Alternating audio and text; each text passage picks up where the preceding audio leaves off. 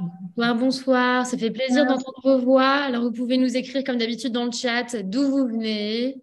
Voilà, c'est toujours intéressant de voir des gens qui viennent de partout, dans toute la France. Nous, on est basé à Antibes ici avec Franck, Antoine Marois, donc le producteur du jour de cidre, et en Normandie, du côté du Pays d'Auge. Et Virginie, toi, tu es en Bretagne, là, notre experte cidre.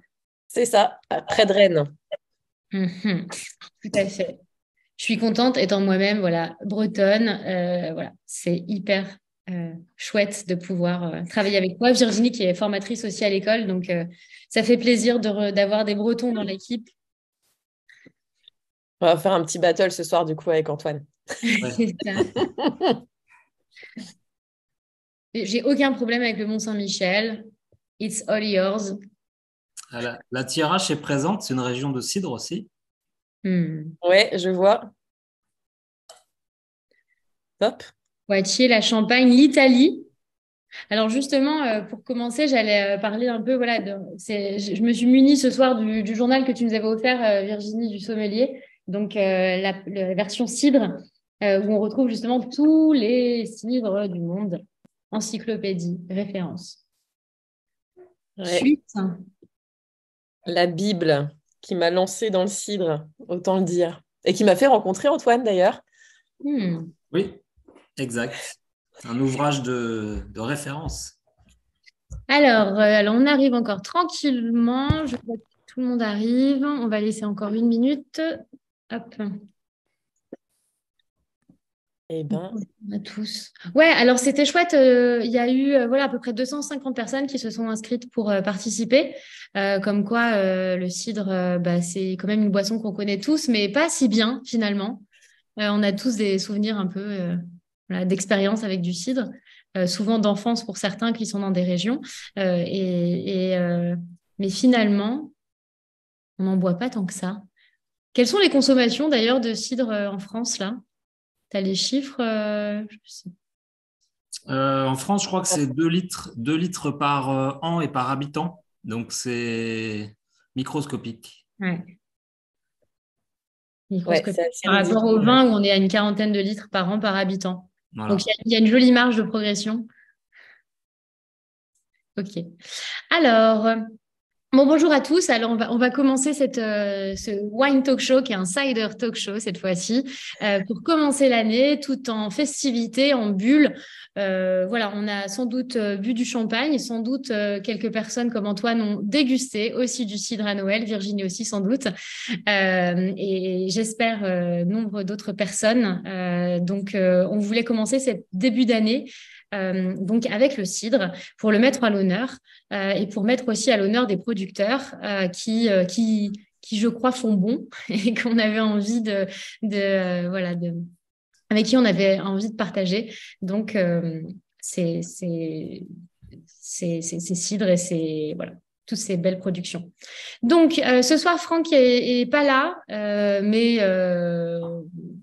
il va bien, il vous embrasse et on va continuer sans lui. Ce soir, il reviendra dans 15 jours, parce que dans 15 jours, on fera une spéciale vin nature avec la grande question, est-ce que le vin nature, c'est seulement des vins sans sulfite ajoutés?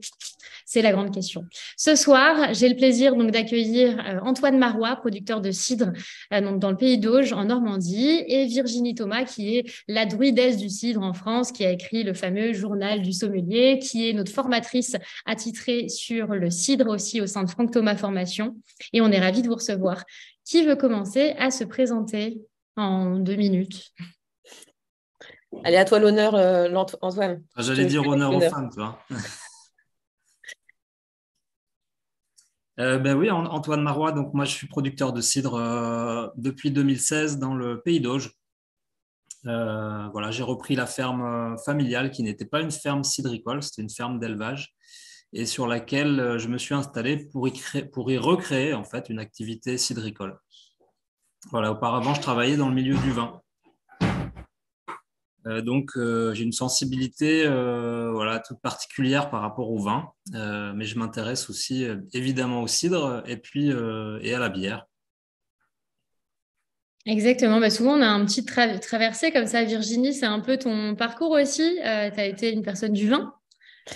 Oui, alors moi, c'est le côté restauration. En effet, moi, j'ai un parcours en sommellerie. J'ai travaillé une bonne dizaine d'années dans la restauration en tant que sommelière. Et puis j'ai basculé dans le cidre grâce à une rencontre sur un salon des vins, finalement, où on m'a refait découvrir finalement le cidre d'une autre manière. Et on m'en a parlé comme un vigneron m'aurait parlé de vin. Donc, là, j'ai pris une énorme claque dans mon ego de Bretonne, moi qui avais servi des litres de cidre en crêperie à l'époque, sans même m'y intéresser une seule seconde. Et là, j'ai mis le nez dedans et maintenant, ça fait plus de 4 ans que c'est un petit peu mon fer de lance. Donc voilà, j'ai développé des formations vraiment axées sur les cidres et les poirées, parce qu'il n'y en avait pas ou très très peu. Et puis, très heureuse de faire partie de l'équipe de Franck Thomas Formation pour développer un module cidre au sein de l'école. Superbe et vrai, on est super content aussi. Tu as tout juste commencé là les premières formations justement à distance. On envoie des cidres dans toutes les écoles, dont les cidres d'Antoine d'ailleurs. Donc pour le plus grand plaisir de nos apprentis sommeliers cavistes. Antoine, est-ce que tu veux bien présenter un petit peu plus ton domaine? Est-ce qu'on a peut-être je pense que je peux partager mon écran par rapport à ton site, peut-être voir un peu l'univers dans lequel tu es, si tu veux bien commenter, peut-être. Ouais, si tu veux, bien sûr. Ça peut être intéressant de voir voilà, le domaine.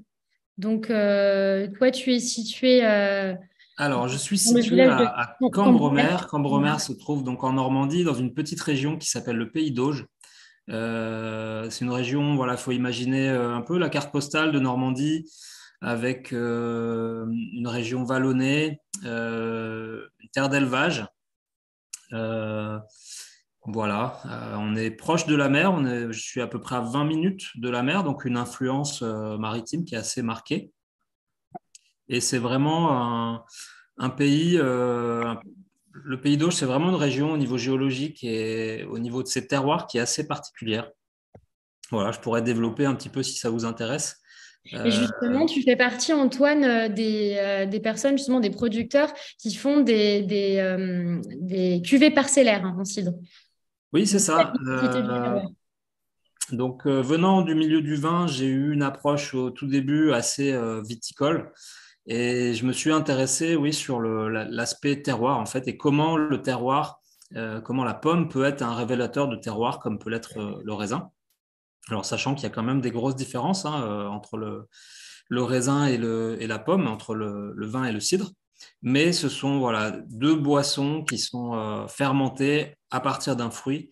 Et donc, ces fruits vont avoir une expression différente suivant les terroirs. Exactement. Alors, Virginie, est-ce qu'on fait seulement du cidre en Bretagne et en Normandie? Un peu dans le Pays Basque? Est-ce qu'il y en a ailleurs? Est-ce que tu as une petite carte à nous partager? Ah oui, je peux vous montrer ça sans faute. Et puis d'ailleurs, je viens de déboucher, pour sortir même des frontières de France, je viens de déboucher une bouteille de cidre belge pour vous dire que, allez, je la montre comme ça à l'écran. C'est la cidrerie du Condro, un extra brut 2020. Et c'est en plus, c'est un monovariétal d'une pomme qui s'appelle la gueule de mouton. On aime bien les noms des pommes, elles nous font rire. Et puis, du coup, il y en a en effet partout en France. Je vous partage tout de suite la carte. Moi et la technologie, je m'y fais petit à petit. Alors, hop. Oui, c'est ça, il y a des cidres vraiment partout, dans des endroits où on n'imaginait pas forcément, on n'a pas l'habitude d'en goûter. Et justement, chaque région a ses variétés, comme on parlait avec Antoine plus tôt aujourd'hui. Donc, toi, tu as des variétés bien de chez toi aussi. Oui. Est-ce qu'il y a des variétés de pommes dont tu peux nous parler justement? T'as quoi comme, tu produis quoi comme variété de pommes? Alors moi, j'ai une trentaine de variétés différentes. La Mhm. plupart sont normandes. J'ai quelques bretonnes, mais c'est essentiellement des variétés normandes. Et beaucoup de variétés qui sont vraiment locales, enfin du pays d'Auge, et voire pour certaines très très locales, qu'on retrouve dans certains villages, comme le mien à Cambremer, où on a une variété endémique qui s'appelle Calar, mais on a d'autres exemples voilà, un petit peu partout, avec des variétés extrêmement locales. Ouais. Hmm. Alors, c'est vrai on produit du cidre un petit peu partout en France, mais historiquement, quand même, les grands bassins de production, ce sont la Bretagne et la Normandie à peu près au même niveau. Et puis, un petit peu le Pays Basque aussi. Alors, Pays Basque français, on n'en parle pas beaucoup, mais Pays Basque espagnol est une très grande région de production de cidre. Voilà, et puis aussi les massifs montagneux, donc Auvergne, Savoie, et également le nord de la France. Hmm. Ouais, on a vraiment des cultures cidricoles un petit peu partout. Et puis, comme disait Antoine, c'est vraiment le terroir, tout ce qui fait partie et le pommage, en fait, les variétés de pommes qui vont différer et qui vont dessiner des profils de sites qui sont vraiment différents d'une région à une autre. On a vraiment des typicités bien marquées. Et c'est ça qui fait la richesse, la diversité en fait des cidres et des poirées qu'on va retrouver rien qu'en France déjà, sans parler même de tous les cidres qu'on retrouve hors frontières. Mais il y a une petite particularité quand même en France et aussi dans le cœur de l'Angleterre, dans le Hertfordshire, pour ceux qui voient non loin de Bristol. On a vraiment des pommes qui ont ce côté structure, un peu qu'on peut retrouver dans les raisins rouges, finalement, dans les vins rouges. Ce côté un peu tannique, avec une amertume bien marquée. Chose qu'on ne va pas forcément retrouver dans d'autres pays hors frontières qui travaillent beaucoup plus sur de la pomme à couteau, de la pomme de table. Donc des pommes beaucoup plus acidulées, où on va travailler vraiment acide-sucre. Alors que vraiment, Bretagne et Normandie, on a quelque chose, enfin en tout cas, on a un pommage et des pommes qu'on appelle les pommes douces amères et amères, qui vont ramener vraiment beaucoup plus d'ampleur, une grande place dans la bouche, avec des longueurs, des amertumes, une structure voilà, qui peut faire parfois un peu peur au début, mais qui mérite en tout cas d'être gardée parfois, et pour faire des accords aussi avec des viandes notamment, ou autre chose qu'on n'a pas l'habitude de faire. Donc ça, c'est vraiment la richesse et la particularité aussi des grands cidres qu'on peut retrouver en Normandie, en Bretagne par exemple. Et c'est aussi pour ça que ça résonne autant à l'international, Hmm. euh, cette reconnaissance du coup des cidres français. Et justement, les cidres français, alors, on dit tout le temps qu'on on se connaît pas trop, voilà, la législation des cidres. C'est peut-être parce qu'il y en a pas forcément beaucoup encore, surtout en France, peut-être principalement, il y a quand même un peu de loi, il y a des législations en France sur les cidres, peut-être pas autant à l'étranger. Il y a quand même quelques appellations en France, il y en a 5, il me semble. Comment on pourrait faire si on va chez notre caviste pour s'y retrouver, si on a envie de comprendre un peu les différents styles de cidre? Voilà, peut-être qu'Antoine, tu peux commencer par les styles de chez toi, l'AOP en Pays d'Auge. Oui, donc c'est vrai que les AOP sont quand même un bon outil pour comprendre les différences de style en fait Mhm. sur les cidres. Alors moi je suis en AOP cidre Pays d'Auge, alors pas sur toute ma gamme, mais sur quelques cuvées. En Normandie, on va trouver aussi l'AOP cidre Cotentin qui est plus récente, le cidre du Perche toute récente. Et puis, on a le cidre du pays de Bray, euh, voilà, qui est en cours le cahier des charges est en cours d'élaboration. Et puis pour les poirées, donc une AOP dédiée qui est poirée d'Onfront. Hmm. Ça, c'est pour les appellations normandes. Ok. Et toutes ces appellations, du coup, elles sont réalisées selon un cahier des charges avec des fermentations naturelles. C'est ce qu'on disait, Virginie, Alors, peut-être. Ouais, voilà.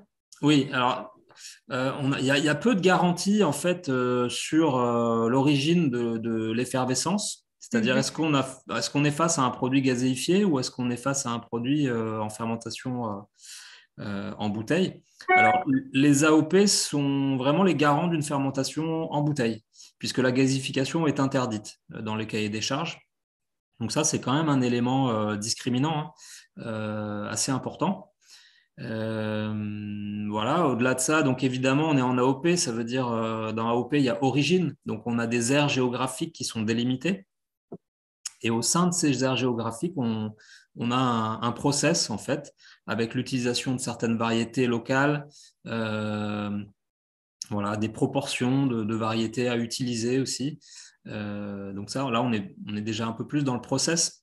Mais voilà, les grandes différences, ça va être évidemment la délimitation géographique, le fait que ce soit des produits plutôt naturels au sens pas gazéifiés, et puis utilisant des variétés locales, si Ok. on résume un peu. Parce que toutes les grandes maisons de cidre qu'on connaît, dans lesquelles tu sais quand on va dans les crêperies bretonnes avec notre petite bolée, c'est plutôt des vins. Voilà, il y a 85% des cidres qui sont faits de manière plus industrielle, c'est ça, avec de la gazéification, Virginie, si je me trompe pas. Ouais, Ensuite, exactement. voilà, il y a des producteurs comme Antoine qui font un process plus naturel justement de gazéification, enfin de fermentation en bouteille. Comment ça se passe la production? Quand est-ce qu'on va récolter les pommes, etc. Est-ce qu'on peut faire petite explication là-dessus? Et je vous invite tous à Ouais. poser des questions dans le chat aussi, hein, les participants. Donc la récolte va s'étaler globalement de début octobre jusqu'à fin novembre. Ça, c'est vraiment la période la plus importante. Pourquoi elle s'étale sur 2 mois, voire un peu plus quelquefois? C'est parce qu'on utilise des variétés différentes et qui n'ont pas toutes la même précocité. Donc on va avoir des variétés précoces qui vont être mûres en octobre, fin septembre, même début octobre, et puis d'autres qui sont tardives. Par exemple, on a une variété qui s'appelle Noël des Champs, donc qui porte bien son nom puisqu'elle est mûre à Noël. Voilà, donc on comprend bien pourquoi la récolte va s'étaler sur 2 mois, voire plus. Comme dans le... Et est-ce que vous voyez aussi, vous, avec évidemment les dernières années qu'on a vues, ou les années plus de grêle, les années plus de ensoleillé, de chaleur, etc., il y aura des différences de récolte aussi qui s'appliquent, j'imagine, pour les pommiers? Oui, cette année était le millésime 2022 était voilà, très, très chaud. La récolte a commencé assez tôt. La saison a été plutôt rapide. Donc oui, il y a un effet fort il y a un effet millésime, hein, comme dans le vin, qui joue sur la maturité des fruits, sur la qualité organoleptique aussi des fruits. Voilà, oui, il y a un vrai effet Les millésime. plus grosses précautions en ce moment pour vous, pour les producteurs en Normandie, en Bretagne, en fait, dans cette partie Grand Ouest, par exemple, sur les conditions climatiques, il y a des choses, quelles sont les plus grosses problématiques, en tout cas, que vous rencontrez, sur lesquelles vous devez... Alors, il y a une problématique agronomique qui est que le pommier, contrairement à la vigne, a des racines superficielles. Donc, le pommier a besoin d'une alimentation en eau régulière tout au long de l'année. Le pommier n'aime pas les sécheresses et n'aime pas non plus les excès d'eau. C'est pour ça qu'on trouve du cidre en Bretagne, en Normandie, au Pays Basque, parce que ce sont des régions qui sont arrosées normalement régulièrement. Et ça peut devenir un problème si on a des sécheresses qui s'amplifient et qui deviennent régulières.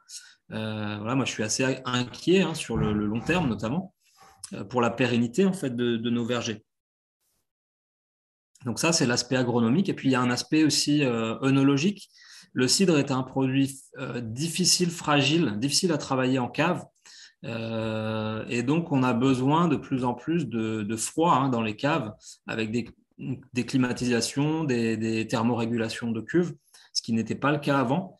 Et donc ça va devenir un élément important pour les producteurs. C'est ça, il faut que ce soit des températures bien plus basses que le vin, 8-9 degrés, enfin, voilà. Exactement. Ouais. Ouais. Nos fermentations sont lentes et se font à température assez basse. Ouais. Mhm. Ok. Il y a une question de Lorina qui dit combien il y a de variétés de pommes en France, même. Alors, je ne sais pas, elle n'a pas dit en France ou dans le monde, mais je pense que ça doit être un chiffre Dans le ahurissant. monde, c'est des milliers. Ouais. On est à Des plus milliers, ouais. de entre 6 et 8 000 mais c'est vraiment c'est très vague puisque malheureusement dans les écrits, il y a souvent une même variété de pommes qui peut porter plusieurs noms différents selon comment elle a été baptisée, même d'un village à un autre. On n'a pas forcément été se concerter avant.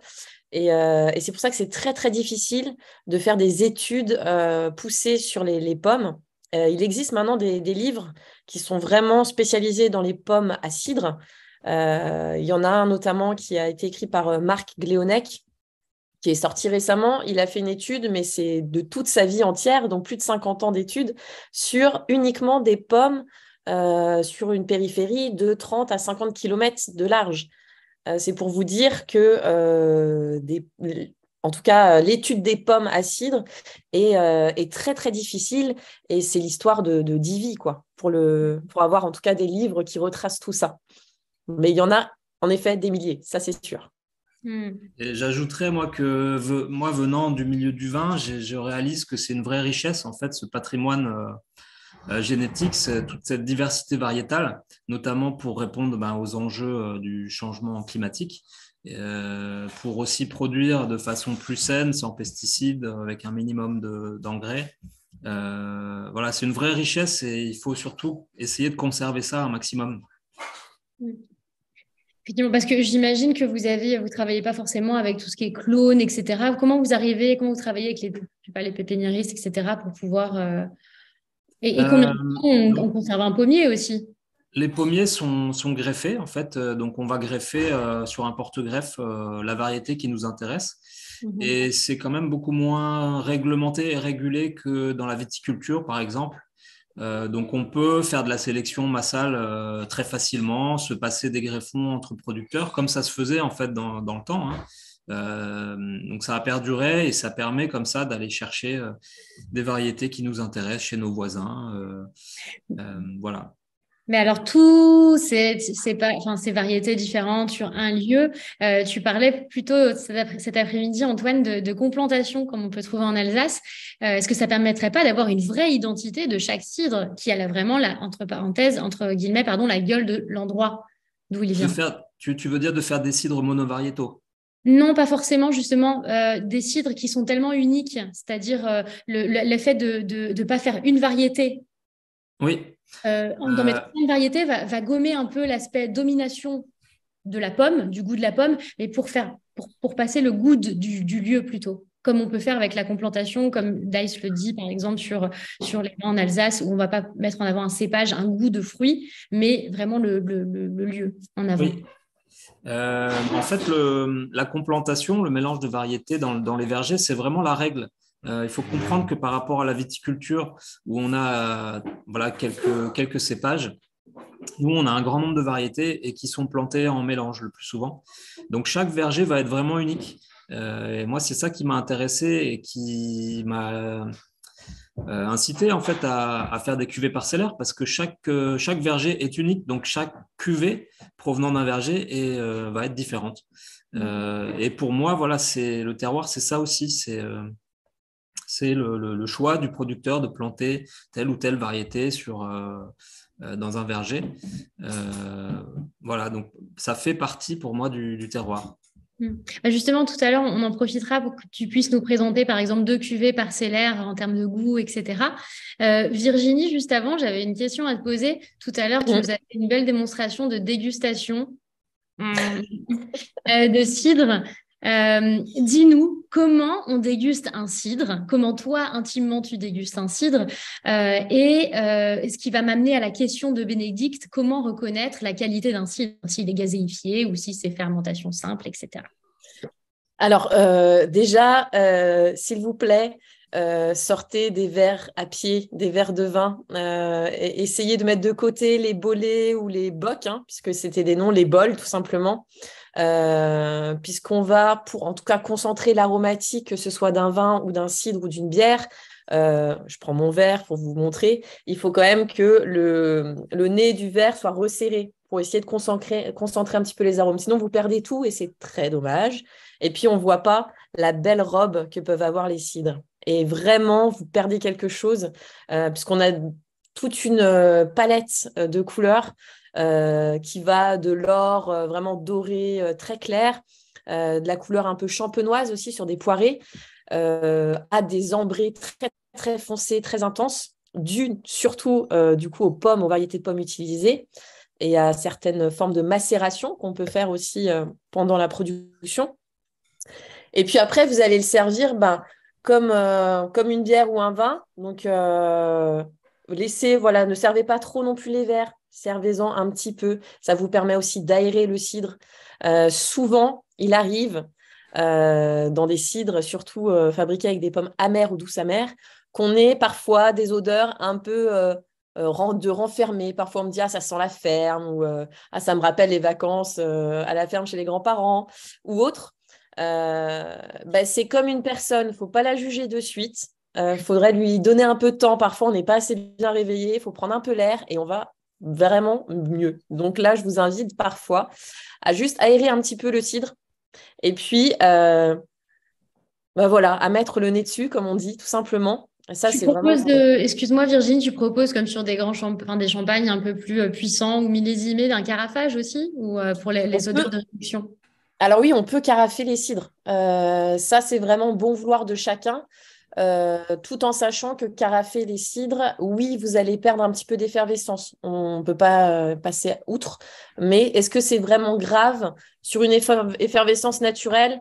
On va perdre peut-être un tout petit peu plus d'effervescence, mais c'est pas forcément grave en soi. Ça va pas négliger la boisson. Au contraire, et le permettre de le carafer, ça peut le révéler complètement juste avant de le servir. Ça peut vraiment être révélateur. Je vous invite à essayer sur des cidres où vous ne sentez pas trop, vous n'arrivez pas trop à analyser, vous avez des doutes peut-être sur est-ce qu'il y a un défaut, il y a quelque chose qui vous dérange. Eh ben, n'hésitez pas à carafer le cidre. Puis là, au moins, vous serez fixé, quoi. C'est une expérience à faire. Puis ça fait un petit peu le spectacle aussi. On ne voit pas des cidres se faire carafer tous les jours. Et pourtant, comme les Et cidres de garde d'ailleurs. J'ai vu qu'il y avait une question, j'en profite parce que j'ai vu passer une question sur les cidres de garde. je t'en prie. Donc oui, certains cidres se gardent. Tous les cidres ne se gardent pas. Certains sont voulus plus fruités, plus gourmands. Donc ces cidres-là se boivent assez jeunes. Mais des cidres, je pense aux extra bruts ou à certains bruts avec une acidité assez forte ou des tanins, un côté asséchant comme ça dans la bouche, qui vont chercher autre chose peut-être que juste le fruit, qui vont chercher des arômes un peu plus complexes.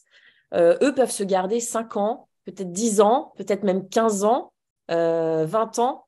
À l'heure d'aujourd'hui, l'expérience, elle est très récente. C'est très rare encore de trouver des vieux cidres ou des vieux poirés, mais ça existe et la question est vraiment là. Et de plus en plus de producteurs gardent maintenant des cidres, même pour eux déjà, pour savoir s'ils ont une capacité de garde et qu'est-ce que ça change finalement. Justement, toi, Antoine, tu as un recul sur les... Bon, après, ça fait depuis 2016, hein. 2016, donc j'ai pas encore un recul énorme, mais je conserve quand même des bouteilles pour goûter, voir l'évolution. Et donc voilà, ça se tient très bien dans le temps. Pour l'anecdote, la semaine dernière, j'ai goûté un cidre qui avait 15 ans et qui était d'une fraîcheur incroyable et qui avait une complexité vraiment magnifique. Donc oui, le cidre, ça peut se conserver, bien sûr, mais on a très très peu de connaissances sur le vieillissement des cidres en bouteille. Hmm. C'est génial de se dire qu'il y a toute une effervescence. Tout à l'heure, on va revenir sur la dégustation, Virginie, mais juste, je reparlais de toute l'effervescence des producteurs. Enfin, vous êtes tous des producteurs jeunes. Enfin, j'ai l'impression qu'il y a beaucoup aussi une effervescence, plein de regroupements aussi de producteurs qui veulent mettre en place des appellations, etc. Enfin, il y a un vrai... ça bouge. Ça bouge, oui. Et et justement tout ce qu'il y a, il y a tellement de marge d'études. On disait justement sur la partie parcellaire, on n'a pas encore de recul sur l'impact, par exemple, du sol sur le cidre, etc. Donc, en termes gustatifs, en tout cas. Donc, je ne sais pas, Antoine, est-ce qu'il y a des challenges que vous avez envie de mettre en place ou des études que vous avez envie de mener plus particulièrement qui t'intéressent, toi, ancien homme du vin? Bah, moi, je suis souvent un peu frustré en fait parce qu'on est accompagné par des œnologues, mais quand on leur pose des questions techniques, des fois un peu pointues, ils nous disent voilà, objectivement, on ne sait pas répondre. Et ça, c'est très frustrant en fait parce il y a très peu de recherches, enfin pas suffisamment de recherches qui sont faites sur le cidre.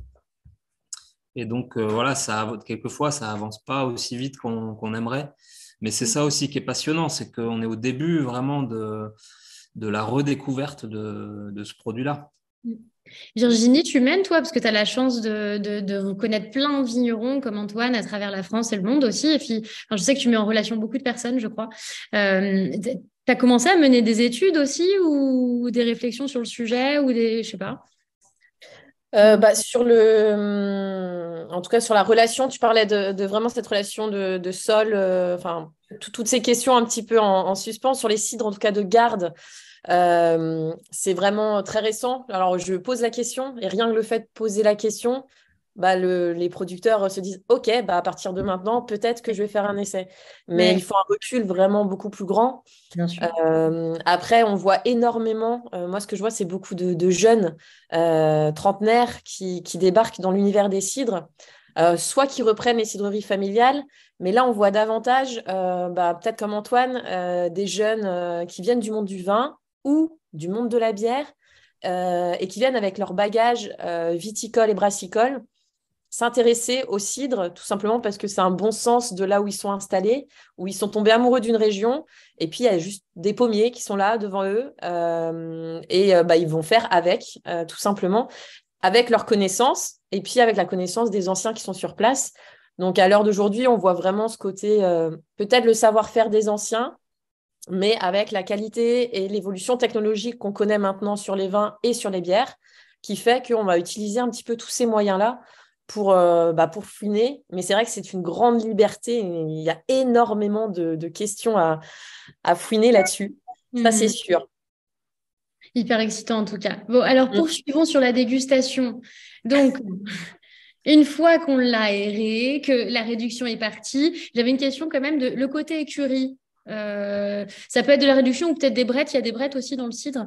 Alors oui, il y a des brettes. D'ailleurs, le cidre est très sensible au Brettanomyces, en effet. Surtout quand on utilise, encore une fois, des pommes amères, douces amères, où il y a un faible taux d'acidité. Plus on aura un taux d'acidité élevé dans les mous de cidre, plus on aura une chance de protéger naturellement notre cidre. Donc, si on travaille avec des pommes très acides, comme dans le Pays Basque, par exemple, ou en Espagne du Nord, eux, la brette, ils connaissent pas. Ils connaissent pas ce côté écurie. C'est vraiment très typique des pommes du coin.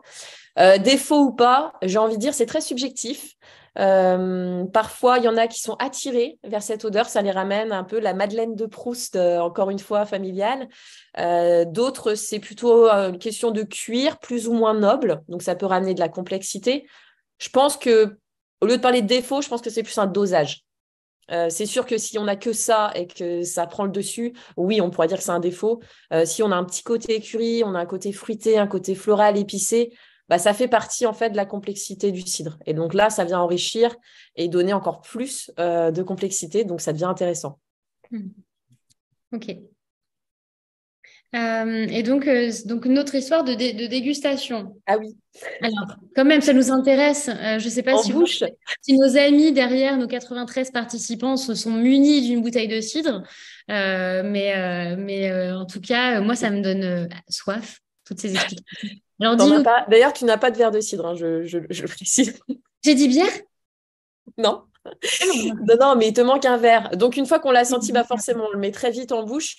L'idée, c'est vraiment faut pas avoir peur de faire tourner le cidre dans la bouche. Alors, vous voyez, je mâche, c'est une façon de. Voilà, mais c'est vraiment, si vous voulez vraiment tout ressentir, l'acidité, le côté astringence, le fruit, le côté salin parfois qui ressort, n'hésitez pas à le faire tourner. Ça va dépendre en effet de l'effervescence, on en parlait tout à l'heure. Plus on va aller sur une effervescence naturelle, on va avoir des bulles plutôt très fines. Parfois même pas de bulles. On a des cidres tranquilles, de plus en plus d'ailleurs désormais.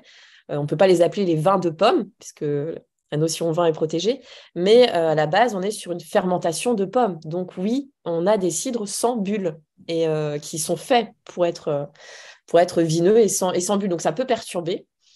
Et sur des cidres gazéifiés, on va avoir une effervescence qui va être beaucoup plus exagérée. Ça va être un peu plus brutal comme ça. Ça risque d'avoir des bulles un peu plus grossières. Donc, plus on va avoir une effervescence naturelle, plus on aura des bulles beaucoup plus fines. Donc, ça va être beaucoup on plus aura agréable. des bulles un peu fines, comme un champagne qui se serait reposé sur là, tout ce genre de choses. Exactement, tout à Ouais. fait. Après, ça va dépendre encore une fois si le cidre est passé en bois.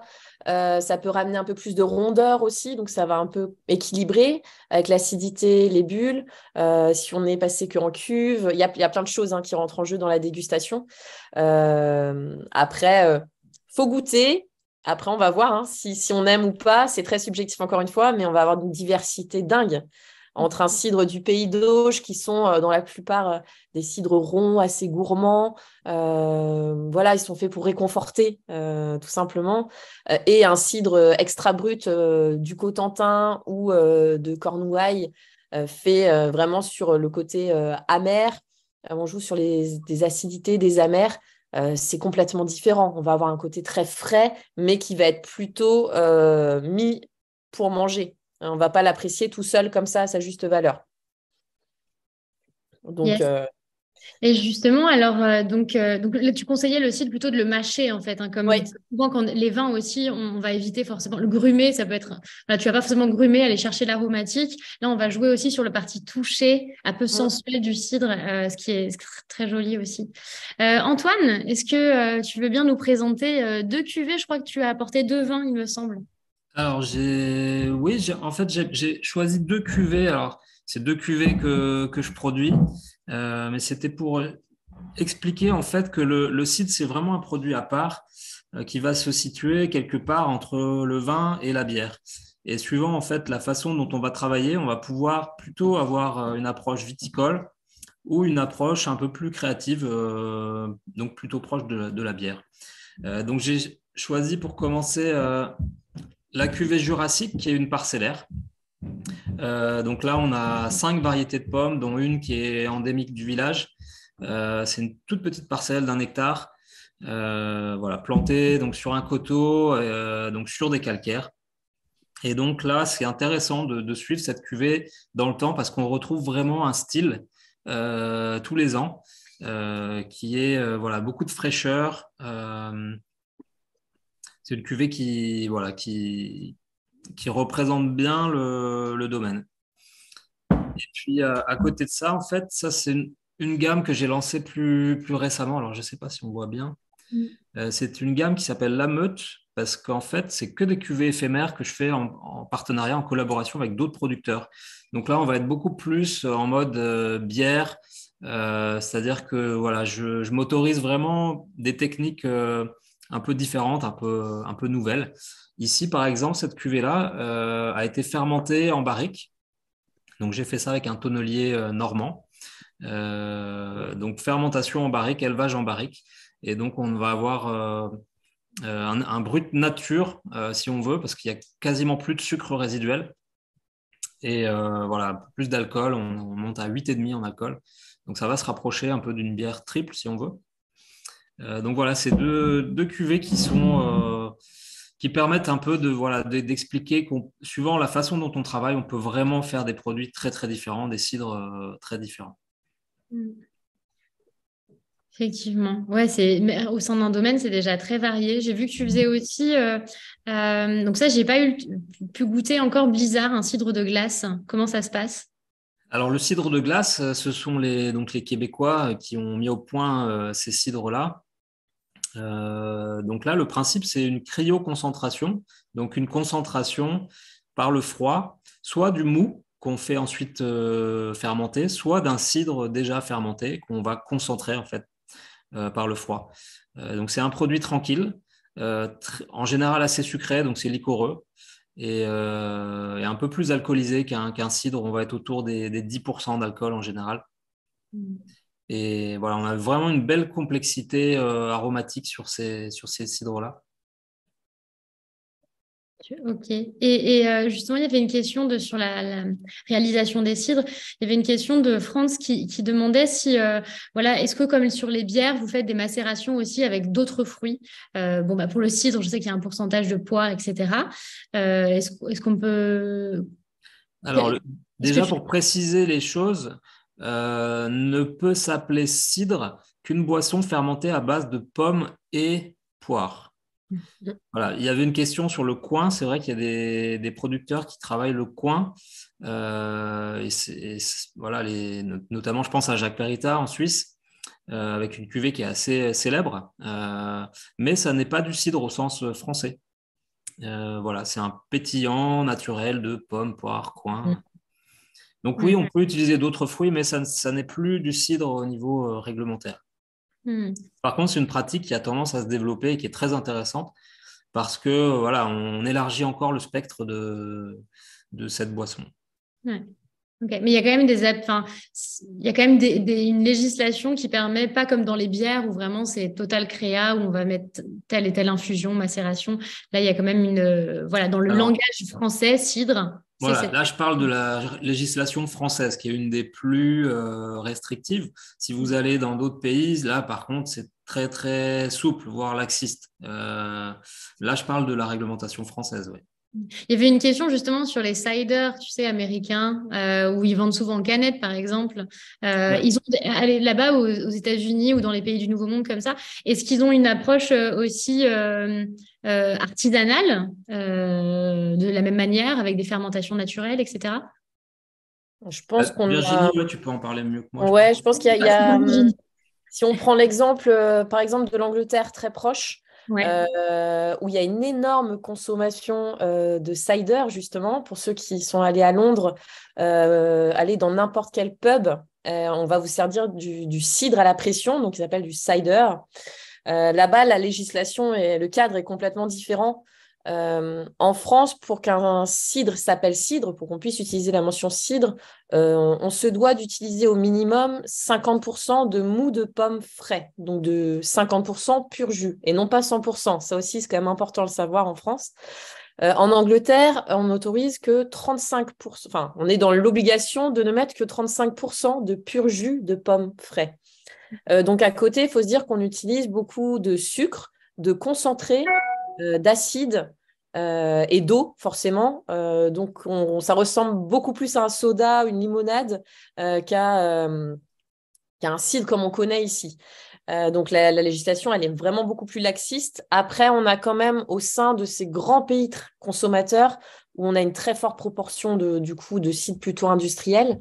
On a vraiment des groupements de petits producteurs qui, eux, fonctionnent aussi sur des cidres en effervescence naturelle, en pur jus, avec tout un processus d'assemblage de variétés, de connaissances, de remise en état d'anciens vergers, qui travaillent d'ailleurs beaucoup et qui sont très intéressés par les relations avec d'autres producteurs, notamment avec les producteurs français qui justement, ils s'enrichissent mutuellement de leurs connaissances et des pommes qui se ressemblent beaucoup. Donc même au sein de grands pays consommateurs comme les États-Unis, l'Australie aussi, à citer, ou l'Angleterre, on a également quand même des petits producteurs qui travaillent extrêmement bien. Il suffit de taper craft cider. Normalement, vous assurez un petit peu plus de qualité. Après, voilà, on pourra donner des noms. La Oui, liste est voilà. longue. Ça pourrait être super intéressant justement, tant qu'on y pense, quelques domaines en France, quelques producteurs qui travaillent, je pense, la même manière aussi qu'Antoine. Ça pourrait être intéressant dans les différentes régions. On entend souvent Mm. parler justement dans les Pays Basques, qu'il a été mentionné du domaine Bordato, pardon. Voilà, tous ces domaines qui tirent un peu vers le haut les appellations, en tout cas, enfin les cidres en région. Je veux bien, ouais, tu pourras nous mettre une petite liste, Virginie?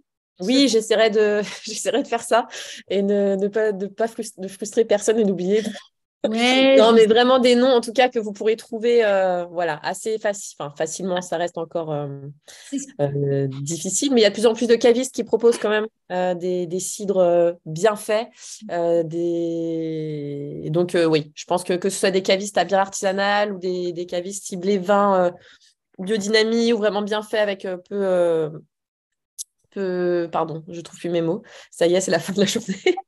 Peu d'intervention, en tout cas. Oui, je vous ferai une liste avec plaisir. Aucun problème. yes. Bah justement, Antoine, moi, je suis allée chez un caviste à Caen le jour d'une balade et je me suis dit, il faut absolument que je lui demande de m'éclairer. C'était une cave 100% cidre et je Ah, lui ai dit, d'accord.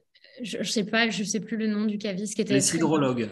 les Ah oui, les cidrologues. hydrologues. Charmant monsieur qui m'a très bien expliqué. Et je lui ai dit, bah, j'aimerais bien comprendre les deux styles typiques de cidre. Donc, il m'a dit Pays d'Auge, Cotentin, il m'a bien expliqué. Et il a choisi la cuvée La Roche d'Antoine pour imager justement les vins du Pays d'Auge. Donc, enfin, les vins, les cidres. Donc, c'était parfait. Et c'est une belle introduction. Donc, bravo en tout cas aux cavistes et aux gens en région qui conseillent merveilleusement bien les cidres et les Bah produits. il faut le féliciter parce que il faut dire que c'est compliqué encore en Normandie de vendre du cidre, contrairement à ce qu'on pourrait croire. Et vraiment, ces cavistes-là, qui en plus, lui, est dédié à 100% aux produits cidricoles, Ils font un gros boulot de pédagogie et de promotion en fait de nos produits. Donc voilà, je le félicite. Hmm. Bah, merci à lui, ouais, c'est vrai, et à tous les autres, voilà, partout en France et ailleurs. Est-ce qu'il y aura des grands crus? Comment vous voyez la suite sur les parcellaires, etc. Est-ce que c'est une mention qui pourrait La notion de être... hiérarchie de cru, tu veux dire? Ouais, Comme dans le vin? ouais. Alors moi, j'y crois pas trop, parce que c'est tellement complexe en fait que je vois pas bien comment on va réussir à faire une hiérarchie dans des appellations. Il Ouais. y avait cette idée au tout début de l'appellation Pays d'Auge, en fait, ils étaient partis sur la notion de cru, mais en fait, pour des raisons justement de complexité, ils ont abandonné. Donc, ils ont créé la OP Cidre Pays d'Auge. Mais au tout début, ouais, il y avait cette notion de cru qui avait été imaginée. Mhm. Yes. Bon, on verra par la suite, mais c'est vrai que c'est pas une mince affaire. Virginie, juste, enfin, aujourd'hui, là, je t'ai demandé quelle est la question que... Oula.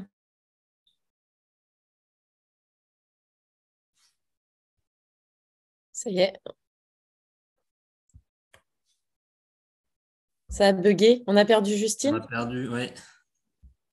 Et ben, elle m'a demandé, alors pour continuer, on va la retrouver, mais vu qu'on en a parlé tout à l'heure, elle m'a demandé quelle question j'aimerais lui poser. Elle aimerait que je lui pose. Alors, je pense que c'est ça qu'elle voulait dire, donc je la devance. Elle m'en voudra pas. Et moi, je lui ai demandé si elle pouvait me poser à la question de quel était le plus bel accord que j'avais fait avec des cidres et ou poirées. Et, euh, et parce qu'il y en a certains qui m'ont marqué souvent, et d'ailleurs en ce moment même, on en a entendu parler du cidre, selon avec l'épiphanie, la galette des rois, la chandeleur qui arrive bientôt. C'est souvent à ces deux périodes de l'année qu'on entend beaucoup parler du cidre en accord et qu'on met le cidre partout. Mais moi, je vous invite à essayer vraiment, on en parlait tout à l'heure, rien qu'avec un plateau de fromage, on en parlait avec Antoine tout à l'heure. Les cidres, ils ont tout à offrir en termes de digeste. Ils amènent de la fraîcheur avec les bulles. Ils amènent aussi un côté assaisonnement. En fait, ils viennent aussi assaisonner des plats. Ils amènent beaucoup d'épices. Ils peuvent jouer vraiment ce rôle d'assaisonnement qui va vous manquer. Au lieu de rajouter une épice dans un plat, pensez peut-être à mettre un cidre qui va offrir du fruité, des petites épices, des herbes aromatiques, le côté un petit peu thym, curry qu'on peut retrouver côté poivré aussi dans certains cidres. On peut jouer vraiment. Moi, il y a un accord qui m'a beaucoup marqué. C'est un accord qui a été fait dans un restaurant spécialisé dans les poissons à Rennes, Pesca pour le nommer, qui ont mis en place un ceviche de coquillages, pas lourd de fumée, de la mélisse fraîche, avec des textures végétales de gelée, donc de la gelée d'iode, gelée d'algues et gelée je vais pas m'en souvenir. Et on l'a servi avec un cidre axé sur l'acidité, avec une texture saline très forte. Et ça a été, mais alors, une explosion de saveurs en bouche. C'était juste incroyable. On l'a servi lors d'une soirée à thème et les clients, ils étaient complètement abasourdis de constater qu'on peut vraiment avoir des émotions aussi en accordant des cidres à du poisson, à des viandes, à des fromages, à tout en fait. Je pense que les cidres et les poirées peuvent s'accorder à n'importe quel plat, même qu'il soit très acide. C'est un peu le gros problème des vins. On en parlait aussi tout à l'heure avec Antoine, que parfois, même sur des vinaigrettes ou sur des asperges, par exemple, sur des textures un peu plus végétales, chlorophylle, ou des légumes racinaires qui jouent un peu l'amertume, on a du mal à trouver un vin qui peut s'associer avec. Et ben, quand vous avez un doute, n'hésitez pas, sortez du cidre, parce que lui, il a la capacité d'associer et l'acidité et souvent une pointe tannique, en tout cas dans les cidres qu'on retrouve en Bretagne et en Normandie, une petite structure qui va pouvoir vraiment se combiner avec n'importe quel légume un petit peu amer ou une acidité très très forte. Il va même jouer à l'équilibre, donc ça, c'est super intéressant. Je ne sais pas ce que tu en penses, toi, Antoine, si tu as eu en tout cas une expérience culinaire qui t'a marqué. Peut-être avec tes cidres Non, d'ailleurs. je suis d'accord. Non, souvent, c'est avec ceux des autres parce qu'on est trop critique avec ces produits. Mm. Euh, non, je suis d'accord avec toi. Le cidre, enfin, les cidres peuvent se marier vraiment avec tout. Là, il y a une telle diversité en fait dans les cidres. On peut aller sur l'acidité, sur l'amertume, sur le sucre ou pas de sucre du tout. Donc, tous les accords sont possibles. Moi, je pense tout de suite au poiret parce qu'un des plus beaux accords que j'ai eu l'occasion de faire, c'était sur des sushis en fait, un poiret assez sec. Il y a beaucoup de délicatesse et de finesse dans les poirets. Et avec ce type de cuisine, je trouve que ça marche vraiment bien. Et puis, rien à voir, mais avec les abats. Alors, chez nous, ici, on a les tripes. C'est un plat qui est très, très puissant et ça se marie très bien avec le cidre. Mais je pense qu'avec d'autres abats qui sont des mets assez difficiles à associer, le cidre a aussi une carte à jouer. Ah, on a retrouvé Justine. Oui, c'est cool. Ça, je suis totalement partie, mais ça n'a pas quitté. Donc tout va bien. Tu assures, vous assurez.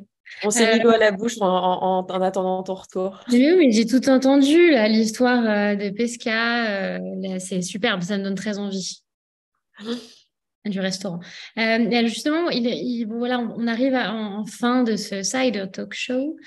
Et je voulais savoir un petit peu, question plus perso, Antoine, qu'est-ce qui te touche, qu'est-ce qui te rend heureux dans le cidre, tu sais, dans le fait d'être passé voilà, pourquoi être producteur de cidre en fait? Qu'est-ce que ça amène dans ta vie? Ben, peut-être ça c'est assez récent, mais je me rends compte en fait que moi je suis ingénieur agronome à la base, et en fait le cidre est un produit merveilleux parce que en fait c'est un modèle agricole aussi qui est très vertueux. Bon, à condition bien sûr qu'on ne fasse pas n'importe comment, mais moi je travaille par exemple uniquement en pré-verger, donc en verger haute tige. Donc, c'est une agriculture qui nécessite l'utilisation d'aucun pesticide, voilà, qui est extrêmement vertueuse. Et ça, c'est une des choses qui m'intéresse le plus. Et puis, évidemment, quand on peut faire plaisir aux gens avec le produit fini, c'est exceptionnel. Mais voilà, c'est un mode de production agricole qui a vraiment de l'avenir. C'est ça qui me passionne. Et je Très pense beau. que d'autres produits comme le vin auraient beaucoup de leçons à apprendre, enfin, ou en tout cas d'inspiration à trouver pour le futur de la viticulture du côté du cidre. Hmm. Parce qu'il y a vraiment des choses intéressantes, ouais, du point de vue agronomique.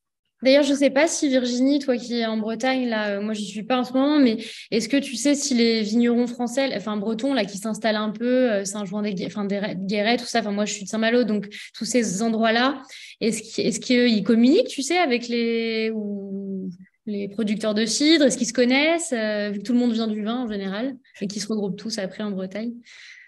Alors, c'est marrant cette question parce que j'ai eu l'occasion d'aller l'année dernière à la réunion de la première réunion d'association des vignerons de Bretagne, des nouveaux vignerons qui viennent de planter, donc qui auront le droit de vendre, puisqu'on a beaucoup de vignerons déjà qui existent en Bretagne, mais qui le font par plaisir.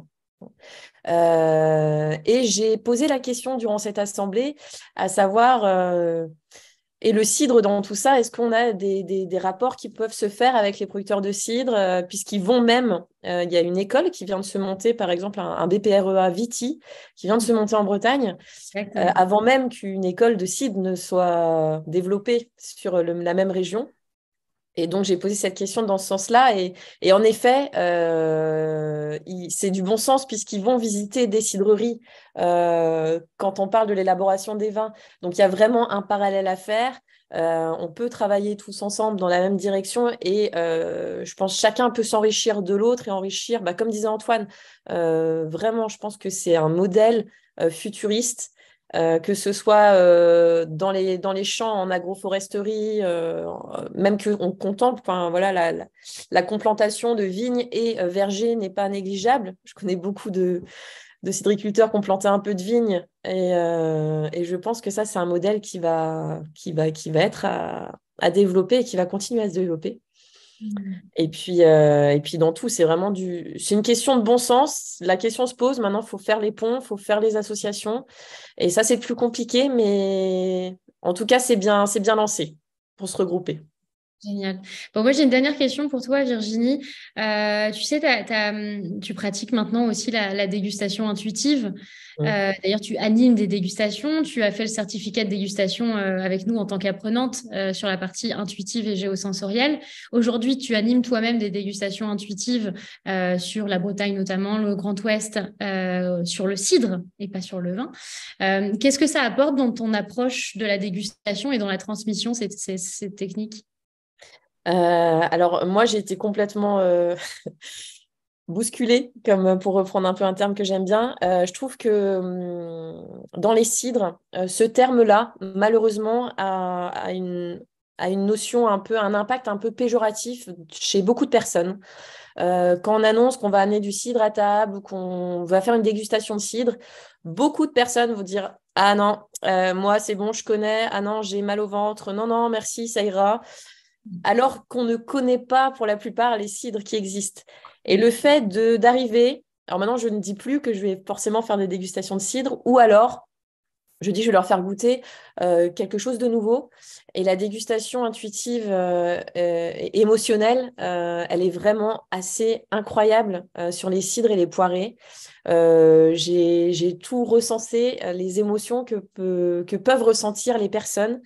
Tous les souvenirs, j'ai remarqué que ça déclenche beaucoup, beaucoup de souvenirs et ça fait partir les gens très rapidement sur des terres de vacances ou très rapidement aussi au bord de la mer où on a vraiment ce parallèle qui se fait et du coup, ça vient faire une attache et ça, je trouve ça génial quoi, comme approche pour resensibiliser les personnes à se dire, allez, on redonne une chance au cidre et puis on va redéguster et je pense qu'on va être surpris, quoi. Et la plupart m'ont dit que de toutes les dégustations qu'ils ont faites, clairement, le fait d'utiliser l'intuitif et l'émotionnel, et ben, ils ont été marqués du coup par les cidres, puisque c'est tout nouveau, ils ont l'impression de tout redécouvrir et ça, c'est comme un enfant, quoi. On a l'impression de tout redécouvrir. C'est génial, il y a tout qui se réouvre, on ouvre plein de cases et c'est le top. Là, on coche toutes les cases de beaucoup de questions d'aujourd'hui aussi sur le site, quoi. On a un produit qui est très faible en alcool, qui s'accorde à tout, voilà, qui est naturel. J'ai vu une question tout à l'heure sur la proportion du bio. On est à 30%, en tout cas, de personnes qui sont certifiées bio en agriculture biologique, pour répondre à la question. Euh, Ça répond à toutes les questions, en tout cas de la durabilité, l'écologie et même en termes de sens et de découverte. Donc voilà, je pense qu'on y est. Faut y aller maintenant. On compte sur vous. Ah, génial. Ok, bon, ben, c'était vraiment, je suis contente d'avoir passé ce moment-là avec vous. Je vois qu'il y a eu beaucoup de commentaires, de discussions. Donc voilà, Virginie ne peut pas répondre à tout. Par contre, Virginie est très active sur les réseaux sociaux. Vous pouvez la contacter, je pense, hein, je me permets, Virginie. Tu Je veux t'en mettre ton prie. site Instagram, bouscule tes Ouais, bouscule tes sens, ouais, ça marche. voilà. Elle est super. Donc, si vous avez des questions à lui poser, Antoine Marois, domaine Antoine Marois. Donc, pareil, hein, sur Google, vous pouvez le retrouver sur le site. Hop là, je mets ton nom. Voilà. Donc, je vous invite à aller, j'imagine, découvrir les vins. Alors, justement, j'avais une question pour découvrir tes cidres, Antoine. Comment fait-on? Est-ce que tu penses on peut les trouver partout en France ou avec des agents, des caves ou dans des restaurants? Euh, je dirais, grâce à la magie d'Internet, aujourd'hui, voilà, il y a quelques sites de vente en ligne qui sont plutôt bien achalandés. Donc, voilà, c'est peut-être le plus simple quand on est dans une région où il n'y a pas forcément de cavistes à proximité qui proposent une gamme de cidres. Et puis sinon, moi, voilà, je suis distribué, oui, chez les cavistes, un petit peu les épiceries fines, mais essentiellement les cavistes, ouais. Voilà. Et tu sais s'il y a des restaurateurs ou des restaurants un peu, enfin des jolis établissements qui commencent à travailler les cidres et les valoriser. Je sais pas, je pense à des restaurants gastronomiques parfois qui pourraient le mettre en avant aussi. Ou... Oui, alors souvent le cidre apparaît dans ces établissements-là, dans des menus dégustation pour voilà, proposer des accords un peu différents. Moi, je travaille avec le Clarence, par exemple, à Paris. Euh, voilà, j'ai travaillé aussi avec l'Arpège. Et puis d'autres établissements, mais de plus en plus, oui, les sommeliers sont très curieux et demandent à en apprendre plus sur le site parce que ça leur permet d'élargir en fait les accords possibles. Je pense que c'est ça qui les intéresse. Super. Ok, bon, bah, c'est super, merci beaucoup. Merci. Je voyais Francis Berton qui nous dit merci pour ce premier Cider Talk Show. Vivement les suivants. Donc Virginie, tu vois, t'entends. Vive le cidre. Hein, Ouais, merci à toi, Justine. Merci voilà, à vous tous, à toute l'équipe et à tous ceux qui étaient présents. C'était vraiment chouette. On en refera. Merci pour l'invitation, en tout cas. C'est vraiment top. Merci, Antoine, aussi. De rien, merci beaucoup. Merci beaucoup Antoine, merci Virginie et puis bah, merci à tous. On se retrouve dans 15 jours. Donc ça tombera le mercredi je sais, 25 je crois, voilà, en 15, où on va parler des vins nature avec Justine Vigne qui est dans le Vaucluse et Philippe Chatillon dans le Jura. Donc où on va parler, ouais, super, deux générations de vigneronnes et vignerons où on va parler vin nature, Quesaco. Voilà. Est-ce que ça signifie seulement vin sans sulfite ajouté ou bien est-ce qu'il se cache d'autres choses derrière les vins nature? On verra ça tous ensemble dans 15 jours. Voilà. Au top. Merci beaucoup à tous.